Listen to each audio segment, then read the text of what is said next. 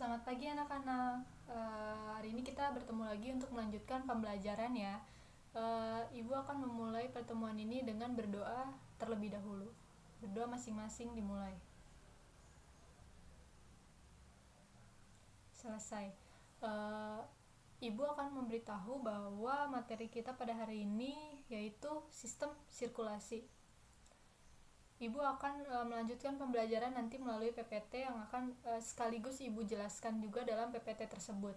Ibu harap kalian selalu memperhatikan apa yang Ibu jelaskan nanti. Sebelum masuk ke PPT, Ibu ingin mengabsen terlebih dahulu ya. Apa ada yang tidak masuk pada kelas hari ini? Terlihatnya masuk semua ya.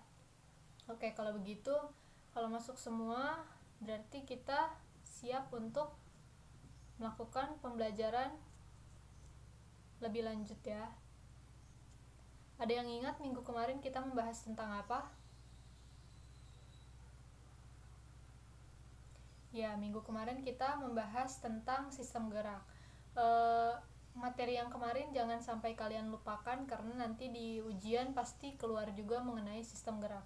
Oke, kita lanjut ke PPT-nya ya. Oke, jadi pada kesempatan kali ini kita akan mempelajari atau membahas mengenai bab sistem sirkulasi. Yang pertama kita harus ketahui tentu saja tujuan pembelajaran kita, apa yang akan kita capai. Setelah proses pembelajaran, siswa diharapkan untuk yang pertama mampu menjelaskan sistem peredaran darah beserta fungsinya. Yang kedua menjelaskan fungsi dan komponen darah, serta menjelaskan mekanisme peredaran darah. Ada 3 tujuan pembelajaran kita pada bab ini. Lalu selanjutnya yang akan kita lihat yaitu peta konsep. Pada sistem sirkulasi dibagi lagi menjadi 2 submateri. Yang pertama yaitu sistem peredaran darah. Kita harus tahu dulu mengenai pengertian darah, lalu jaringan penyusun darah, fungsi-fungsi dari darah, lalu alat peredaran darah, dan juga mekanisme peredaran darah. Subbab kedua yaitu mengenai sistem limfa. Kita harus tahu dulu pengertian dari limfa, jaringan penyusun limfa, dan juga fungsi-fungsi dari limfa. Setelah itu, kita lihat lagi mengenai pengertian sistem sirkulasi. Merupakan sistem transportasi yang berfungsi untuk mengangkut berbagai zat di dalam tubuh. Sistem sirkulasi pada manusia dibagi menjadi 2, yaitu sistem peredaran darah dan juga sistem limfa. Seperti yang tadi kita lihat pada peta konsep sebelumnya. Pertama kita akan membahas mengenai sistem peredaran darah. Sistem peredaran darah ini merupakan sistem transportasi yang melibatkan 3 komponen, yaitu darah, jantung, dan juga pembuluh darah. Lalu sistem peredaran darah ini bersifat tertutup dan ganda, jadi ada 2 sifatnya.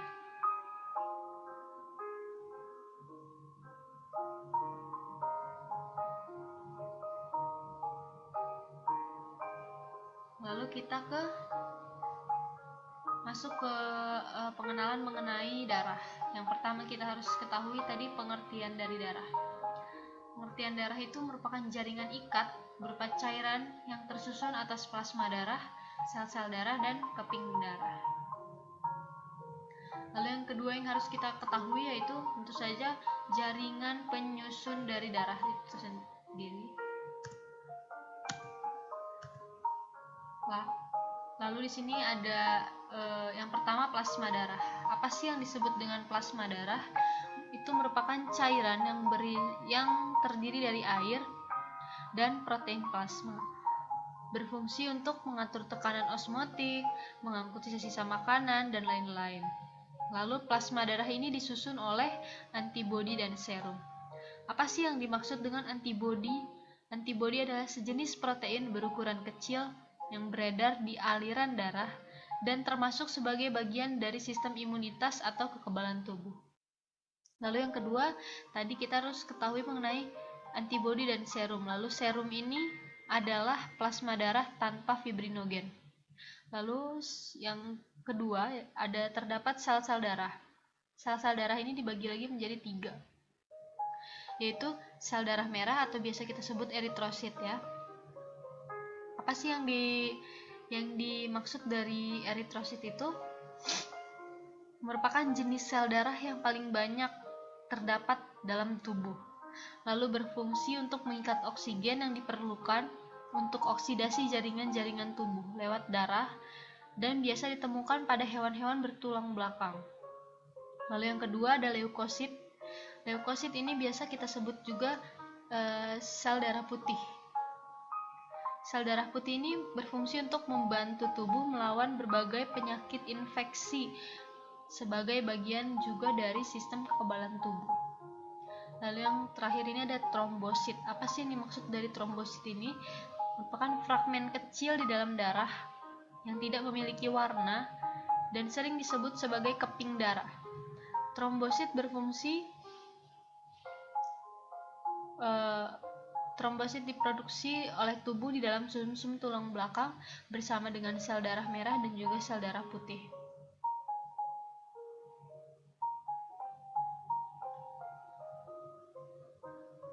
Lalu kita lihat lagi dari fungsinya. Fungsi-fungsi darah ini di sini terdapat 6 ya. Yang pertama, mengangkut oksigen dari paru-paru ke seluruh tubuh, lalu mengangkut sari-sari makanan, mengangkut sisa-sisa metabolisme, mengedarkan hormon untuk kinerja tubuh, mengatur pH dan suhu tubuh, dan juga melawan penyakit karena mampu menghasilkan antibodi. Selanjutnya kita ke alat peredaran darah.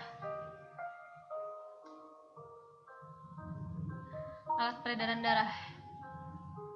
Yang pertama itu ada jantung. Jantung di sini berfungsi untuk memompa darah ke seluruh tubuh. Lalu yang kedua ada pembuluh darah. Berfungsi untuk mengalirkan darah keluar jantung, lalu kembali lagi ke jantung. Pada pembuluh darah ini terdapat 3 pembuluh utama, yaitu arteri, vena, dan juga kapiler. Lalu yang ketiga ada kapiler. Kapiler ini sangat berperan penting dalam pertukaran zat di dalam darah. Jadi alat peredaran darah itu ada 3. Yang pertama jantung, pembuluh darah, dan juga kapiler. Lalu kita ke mekanisme peredaran darah. Pada mekanisme peredaran darah ini dibagi atas 2 lagi, yaitu sistem peredaran darah besar dan juga sistem peredaran darah kecil. Pertama kita lihat jalur dari sistem peredaran darah besar.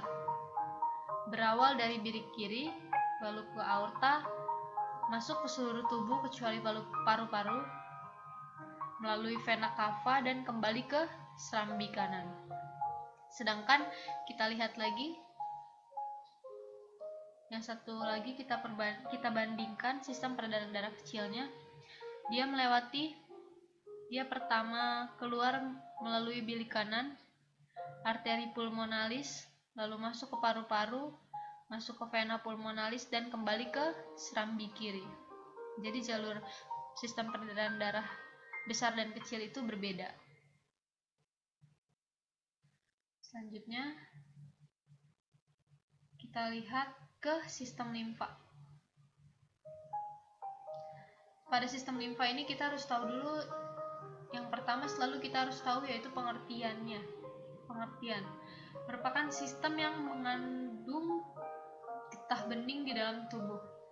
Berbeda dengan sistem peredaran darah, sistem peredaran limfa termasuk dalam peredaran terbuka, karena cairan bisa keluar dari limfa dan membasahi daerah sekitarnya.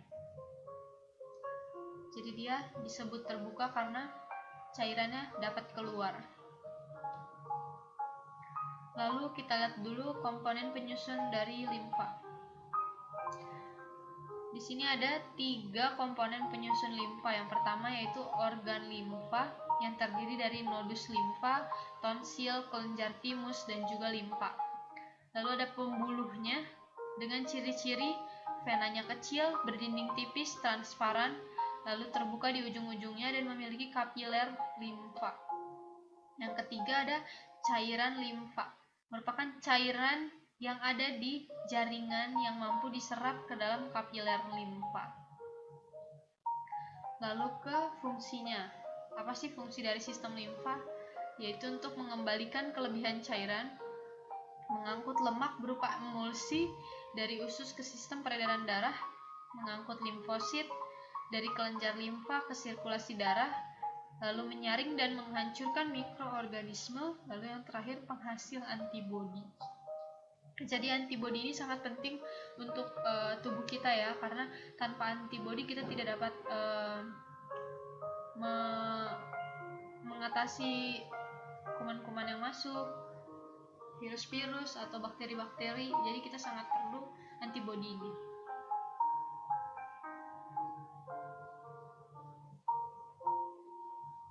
Lalu kita lihat ke contoh soal ya.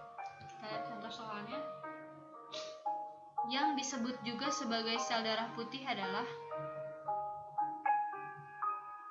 tadi ada 3 sel darah. Yang pertama sel darah merah, sel darah putih, dan juga trombosit.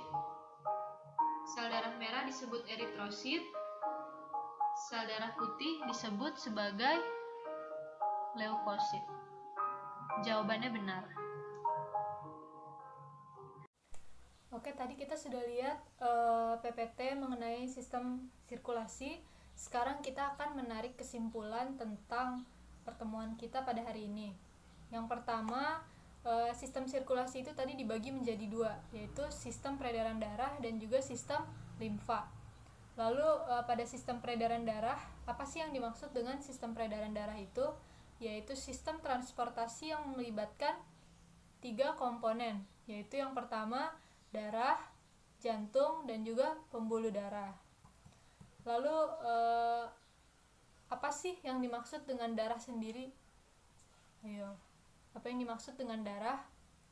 Yaitu jaringan ikat yang berupa cairan yang tersusun dari darah, sel-sel darah, dan juga keping darah. Jadi darah ini disusun atas 3 penyusun ini ya. Lalu selanjutnya kita juga bisa tahu fungsi-fungsi darah itu apa, diantaranya mengangkut sari-sari makanan, mengangkut sisa-sisa metabolisme, mengangkut oksigen dari paru-paru ke seluruh tubuh, dan juga masih ada lagi tadi beberapa fungsi yang merupakan fungsi dari darah. Lalu selanjutnya kita lihat lagi jaringan penyusun darah. Jaringan penyusun darah itu ada apa aja? Ada plasma darah, sel-sel darah. Sel-sel darah ini dibagi lagi tadi menjadi 3 bagian yang Ibu jelaskan. Yang pertama itu ada sel darah merah atau biasa disebut juga eritrosit. Lalu ada leukosit. Leukosit itu tadi apa? Sel darah putih. Lalu yang ketiga ada trombosit. Jadi penyusun darah ini yaitu leukosit, eritrosit, dan juga trombosit. Kalian gak boleh lupa 3 ini ya. Lalu tadi kita juga membahas alat-alat peredaran darah. Tadi ada berapa alat peredaran darah? Alat peredaran darah itu ada 3 ya. Ada jantung, pembuluh darah, dan juga kapiler. Kalian gak boleh lupa ya. Lalu mekanisme peredaran darah ini tadi kita sudah bagi menjadi 2, yaitu sistem peredaran darah besar dan juga sistem peredaran darah kecil. Lalu kita lihat, kita ingat-ingat lagi jaringan dari kita lihat jalur dari sistem peredaran darah besar tadi dimulai dari bilik kiri, aorta, lalu dia ke seluruh tubuh kecuali ke paru-paru. Lalu dia melanjutkan lagi ke vena cava, lalu dia melanjutkan lagi ke serambi kanan. Itu adalah jalur dari sistem peredaran darah besar. Lalu kita ingat-ingat lagi sistem peredaran darah kecil, jalurnya itu dimulai dari bilik kanan. Lalu dari bilik kanan itu dia ke arteri pulmonalis, lalu dia ke paru-paru, lalu dia ke vena pulmonalis, lalu yang terakhir dia ke serambi kiri. Jalur dari sistem peredaran darah besar dan juga peredaran darah kecil itu pasti berbeda. Lalu tadi di pertama sistem sirkulasi itu ada sistem peredaran darah dan juga sistem limfa. Sekarang kita tarik kesimpulan dari sistem limfa. Sistem limfa itu apa? Ada yang ingat? sistem yang mengandung getah bening di dalam tubuh. Sistem limfa adalah sistem yang mengandung getah bening di dalam tubuh. Kalian jangan sampai lupa ya. Lalu fungsi dari sistem limfa itu apa aja? Tadi kita sudah membahas, diantaranya itu penghasil antibodi. Ini yang paling penting juga ya, penghasil antibodi dalam tubuh kita. Lalu dia menyaring dan menghancurkan mikroorganisme. Lalu dia juga mengangkut lemak berupa emulsi dari usus ke sistem peredaran darah. Dan juga tadi masih ada beberapa fungsi lainnya yang harus kalian simak dan harus kalian ingat juga ya. Lalu komponen penyusun limfa apa aja? Organ limfa ini terdiri dari nodus limfa, tonsil, kelenjar timus, dan juga limpa. Itu adalah bagian dari organ limfa. Lalu pembuluh limfa ini ciri-cirinya ini berupa vena kecil, berdinding tipis, transparan, terbuka di ujung-ujungnya, dan memiliki kapiler limfa. Itu merupakan yang bisa kita tarik kesimpulan dari sistem limfa ya.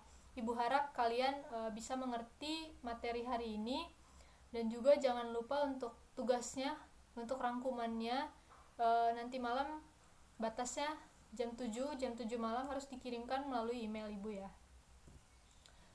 Kalau begitu kita tutup lagi dengan doa.